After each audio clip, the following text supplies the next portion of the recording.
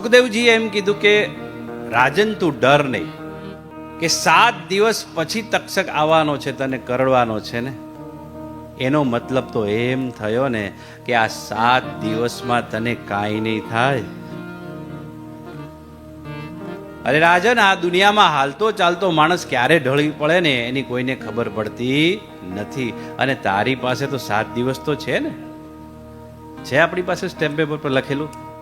તક્ષક નાગ આવવાનો છે ને એ ભવિષ્યકાળ છે, અને તને ઋષિનો શ્રાપ મળ્યો એ ભૂતકાળ છે.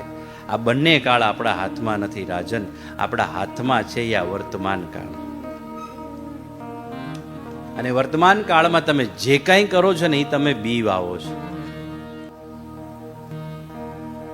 પણ જો આંબાના ફળ ખાવા હોય વાલા ભક્તજનો, તો બી કોના વાવવા પડે બોલો? આંબાના ફળ વાવવા પડે ને.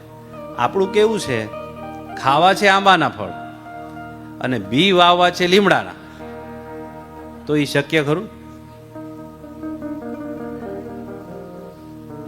અહીંયા રાજન એમ કહે છે કે તારા હાથમાં છે આ વર્તમાન કાળ છે. વર્તમાન કાળ એટલે ઇંગ્લિશમાં એને શું કહેવાય? પ્રેઝન્ટ ટેન્સ, બરાબર ને? પ્રેઝન્ટ એટલે ગિફ્ટ. આ મનુષ્ય દેહ એવો છે ને વાલા ભક્તજનો, એ ભગવાને આપણને આપેલો એક ગિફ્ટ જ છે, એક ઉપહાર છે.